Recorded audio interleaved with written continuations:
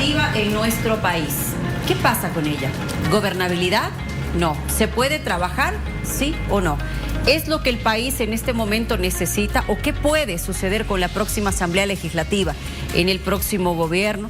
El trabajo será más fluido, las fuerzas coordinarán, podrán existir intereses en común, que sea como el fin, el bienestar de todos nosotros, los bolivianos. En breve vamos a conversar con nuestros invitados exasambleístas, que nos darán seguramente la visión que ellos tienen de cómo está la Asamblea y qué es lo que se espera para los próximos años en nuestro país. Pero le voy a compartir la siguiente información. ¿Cuánto invierte el Estado en la Cámara de Diputados? A ver, diputados titulares, ¿cuántos ítems son? 130. El sueldo mensual son 22.632. El costo mensual son 2.942.160. Representantes supraestatales titulares, los ítems son 9. ¿Cuánto ganan? 22.632. 203.688 el costo mensual.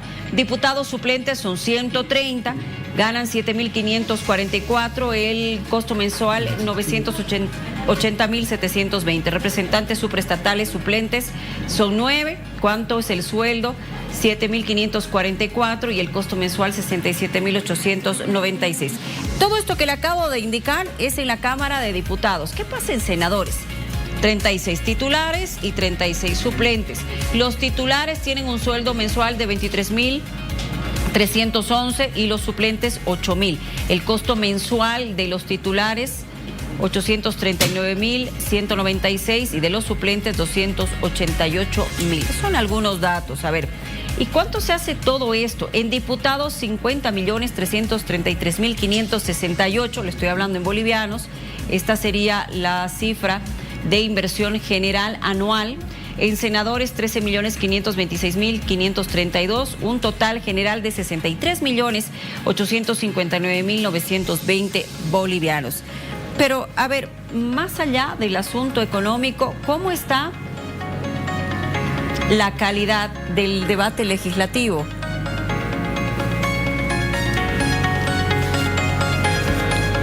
Está con nosotros Luis Eduardo Siles, exdiputado, que de seguro tiene una visión y muy interesante respecto a la situación actual de la Asamblea Legislativa. En Santa Cruz también tenemos invitados especiales, en Cochabamba de igual manera, en breve los saludamos. Por favor, don Luis Eduardo, bienvenido, buenas noches, conversamos con usted. ¿Cómo ve a la Asamblea Legislativa? Y por favor, permítame consultarle cómo espera que sea la próxima legislatura en Bolivia. Bueno, buenas noches, Luciana, un gusto estar en contacto con ustedes. Realmente muchos han dicho de que esta ha sido una de las peores legislaturas en muchos años, ¿no? Ha habido demasiadas peleas, demasiadas agresiones físicas, no solo puñetes, sino echarse agua, echarse basura, han tirado hasta botellas. Eso realmente pone en cuestión la dignidad del poder legislativo, ¿no es cierto? Esta gente debería preguntarse por qué está ahí, es decir, está ahí no para calentar el asiento, no está ahí para agarrarse puñetes, está para hacer las tres cosas que la Constitución dice, que son gestionar, legislar y fiscalizar, hacer leyes de calidad, gestionar en nombre de los ciudadanos que les permitieron llegar ahí y hacer un trabajo de fiscalización del Ejecutivo. No están para ser comprados por el Ejecutivo, están para controlar el Ejecutivo. Esperemos que la próxima legislatura sea diferente, porque esta dio un muy mal ejemplo y le da razón a la gente que dice hay que cerrar esto, no sirve para nada, esto no es democracia.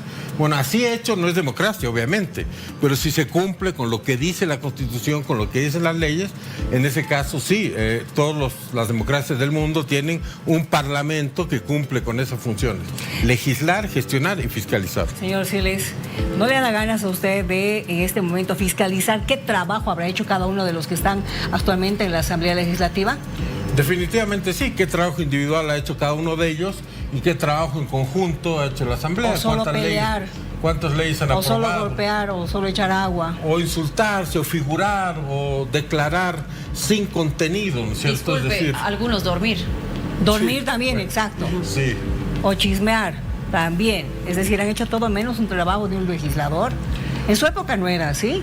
Bueno, yo quiero decir que también hubo problemas, pero nunca de la intensidad que vemos ahora. Nunca era tan pobre la cosa. Hubo enfrentamientos, hubo diferencias, pero y también gente que fue acusada de todo tipo de cosas, pero nunca al nivel que vimos ahora. Realmente esto es caer en una hondura muy, muy grave, en una oscuridad total. Los parlamentarios representan a los ciudadanos, no están ahí por sí mismos, ¿no es cierto? Están ahí porque gente votó por ellos. Entonces, ellos tienen que estar a la altura de ese desafío y a la altura de un comportamiento que signifique estar dignamente en esa función. Antes se decía que los parlamentarios son los padres de la patria, entonces, con ese tipo de padres, realmente los hijos deben estar muy desconcertados y yo diría traumatizados por lo que hemos visto. Erika Brockman, senadora, también nos acompaña esta noche, se conecta con nosotros vía Zoom. Muchísimas gracias, señora Brockman. Buenas noches. Tufi, adelante, por favor. Muy buenas noches. Jorge Justiniano también está con nosotros. Sí, perdón, Erika.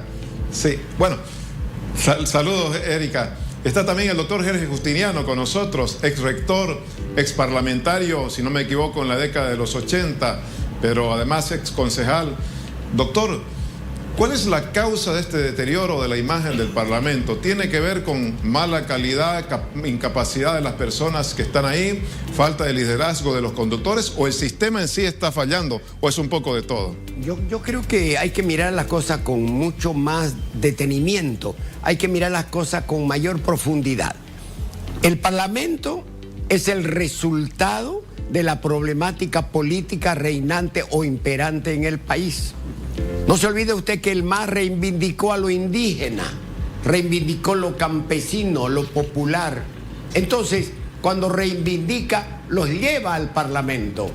Y la experiencia es esa, lo que se ha dado, sin preparación, sin haberlo preparado, sin estudiar. Entonces, es una improvisación y el resultado se mira. No hay acción, no conocen sus competencias los parlamentarios, no saben para qué están ahí, creen que están ahí para defender al MAS, y entonces es producto de una mediocridad intelectual, ¿me entiende?, en grande. Pero lo que es más grave, y aquí termino, querido Tufi, el problema central está en que es parte de una política global. El MAS ha comenzado un proceso de desinstitucionalización. ¿Qué quiere decir eso? Es una palabra difícil que quiere decir que se van a destruir la institucionalidad de las instituciones, perdón por la redundancia, que están vigentes en el país. El Parlamento es la principal institución política del país. Es el centro político del país. Es donde se debe discutir política del país.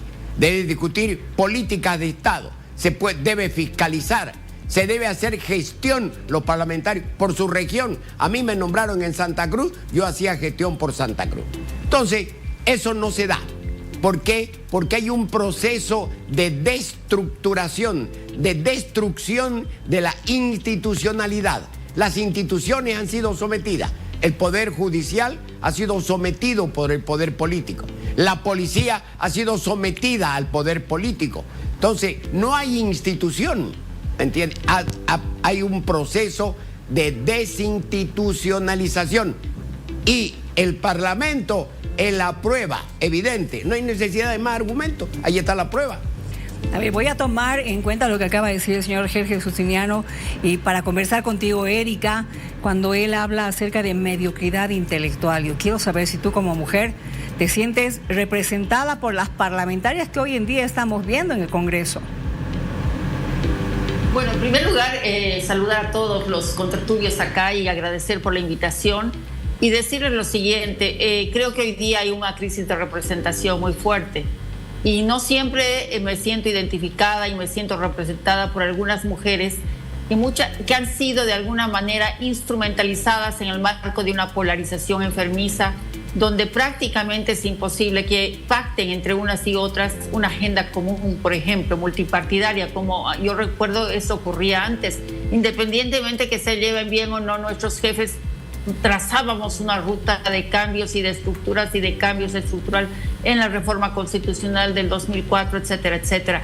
Y ahora no veo eso. Muchas veces veo que se las utiliza con repertorios de violencia mientras miran otros de una manera digamos, irónica a los propios varones. Ese tipo de llegar a repertorios de violencia demuestra una falta de conocimiento de lo que realmente están haciendo ahí. O creen que lo están haciendo muy bien porque el no concertar hoy día se ha vuelto, el concertar, mejor dicho, se ha vuelto una traición. Por lo tanto, tienen que defender y hacer una prueba, pero de lealtad absoluta, cuando tienen que hacer este tipo de repertorios absolutamente inadecuados.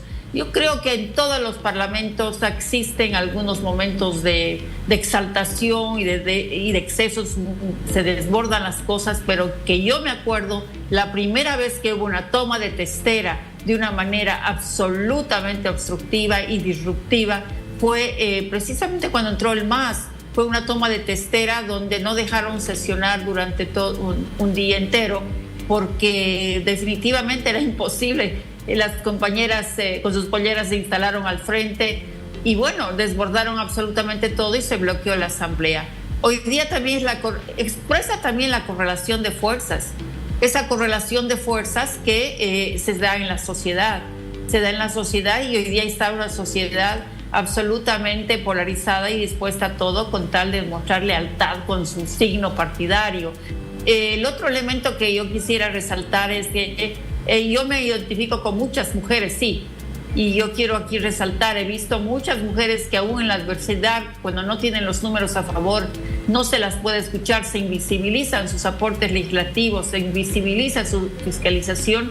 Sí, he visto mujeres que han mostrado talento en sus distintas áreas de capacitación y yo me siento identificada con ellas. Muchas de ellas son jóvenes, muy jóvenes, tienen derecho a equivocarse. Creo que ese es un elemento que hemos ganado las mujeres, tener derecho a equivocarnos, entrar al Parlamento como se equivocan nosotros. Entonces, yo creo que la pregunta es mucho más, la respuesta es mucho más compleja de simplemente decir, sí, me identifico o no me identifico. Yo me identifico muchas veces con algunas, inclusive senadoras del MAS o diputadas del MAS, que se ven obligadas a hacer una serie de rituales que no deberían deberían corresponder, simplemente por el acoso o por la necesidad de demostrar lealtad a un partido, porque se ha llegado a un nivel de sectarismo, ideologización extrema.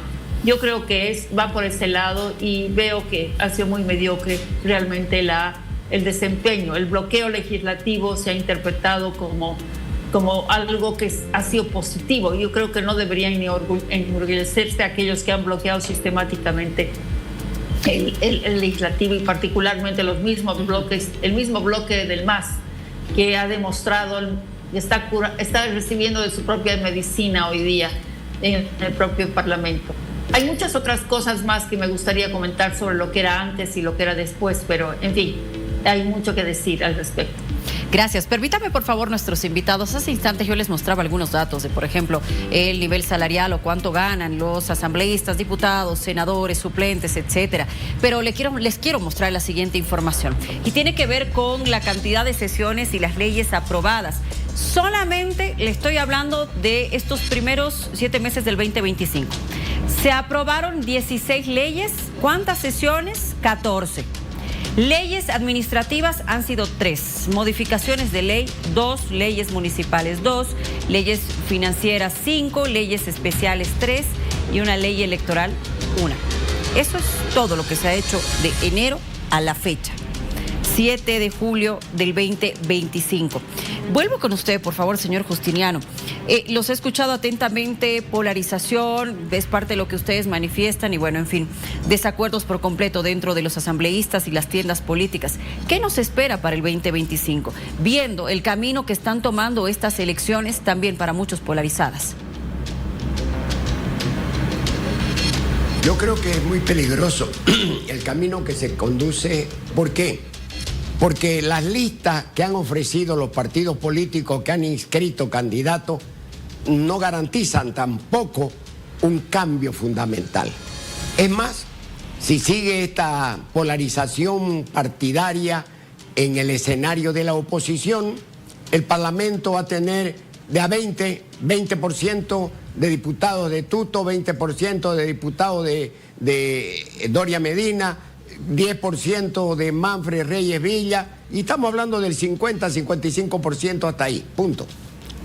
no nos garantiza tampoco una gobernabilidad, porque no tenemos la cultura política, que es una cualidad esencial de la democracia, porque la democracia es aceptar al otro, es conversar, es dialogar, es parlamentar, es buscar consenso. Eso es la política y para eso está el Parlamento, pero no lo han transformado en una cancha, yo diría, para hacer un parangón, salvando excepciones, yo diría como una riña de gallos. Y ahí los sueltan a los gallos, y están las gallinas y los gallos y están sacándose la infundia. ¿Alguna vez le han preguntado por qué? ¿Sabrá alguien por qué pelean? ¿Sabrá alguien qué quiere en el fondo? ¿Cuál es la política de Estado que persigue el MAS para mejorar el vivir bien? ¿Cuál es? ¿Cuál es la ley que han sacado que establezca condiciones para el vivir bien? ¿Se habrán dado cuenta? Sí, Luis Eduardo, ¿usted coincide en que las listas que se han presentado actualmente ya no reúnen el requisito para mejorar la calidad del Parlamento, del próximo Parlamento? ¿O qué sugiere para recuperar o mejorar esta calidad?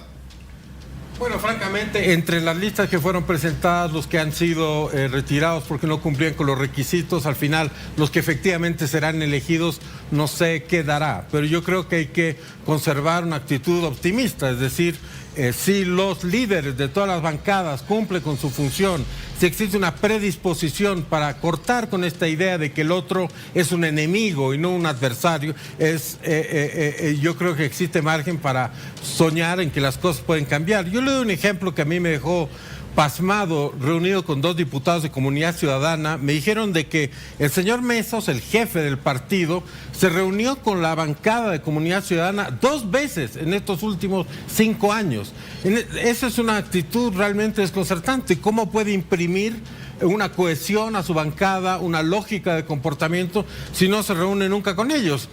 Lo propio del señor Camacho, claro, por otras razones, obviamente, estando detenido no se puede reunir con ellos, pero es difícil que ejerza un liderazgo y no se ha aplicado tampoco la ley, las disposiciones contra el transfugio. Los diputados que se fueron a donde Manfred Reyes Villa, perteneciendo a diferentes bancadas, bueno, deberían haber sido procesados, pues, porque se han cambiado de bancada sin cumplir con ninguna normativa. En fin, aquí hay un tema de actitud y cultura política. Yo quiero esperar que las personas que vengan, que son nuevos, muchos de ellos jóvenes, aunque eso no es necesariamente garantía de nada, pero tengan otra actitud, otro espíritu, otro ánimo, porque si no es así, ya después de esto de los puñetes en el Parlamento pasaremos a el conflicto en la calle y de ahí a lo que tanto coreaban, ¿no es cierto?, a una confrontación civil, que es lo que algunos deben querer a toda costa, y esperemos que Dios no lo permita y nosotros no lo permitamos. A ver, señor Justiniano, yo quisiera hacerle la siguiente consulta. Evidentemente tenemos como problemática principal en el país el tratar de solucionar la parte económica, pero viendo cómo van las cosas, parece que el tema de la gobernabilidad se va a convertir en la segunda problemática que hay que subsanar, ¿no es cierto? La gobernabilidad, que es lo que tanto espera el país, pero así como van, no voy a hablar de ninguna empresa ni nada, pero como van las cifras, parece que de gobernabilidad no vamos a tener nada. Comparto su preocupación, pero tenemos espacio, como dice el señor Siles, hay que esperar que las cosas cambien, hay que esperar que sea para mejor las cosas. Por ejemplo, en este momento, los 4 o 5 candidatos de la oposición deberían reunirse y pactar un acuerdo.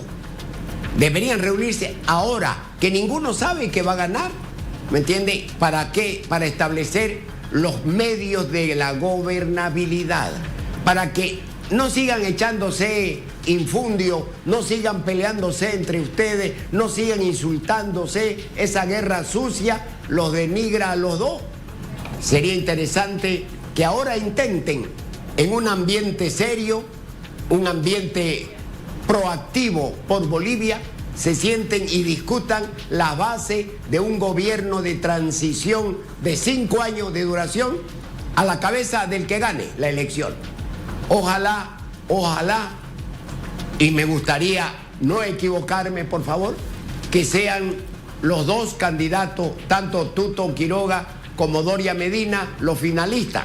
Pero ojo, puede ser uno de ellos con Andrónico. Y ahí el cambio es diferente. Y ahí el cambio es diferente porque la composición parlamentaria también va a ser diferente. Erika, viendo la posible conformación del próximo Parlamento, hay quienes dicen que esta dispersión que se ve hasta este momento va a generar una traba enorme en la gobernabilidad. Pero hay otros que ven más bien positivo el hecho de que hayan varias fuerzas en función de la pluralidad, ya que antes se ha tenido una concentración de poder en manos de un solo partido prácticamente, con los 2/3. ¿Cuál es su criterio en relación a estas dos posibilidades?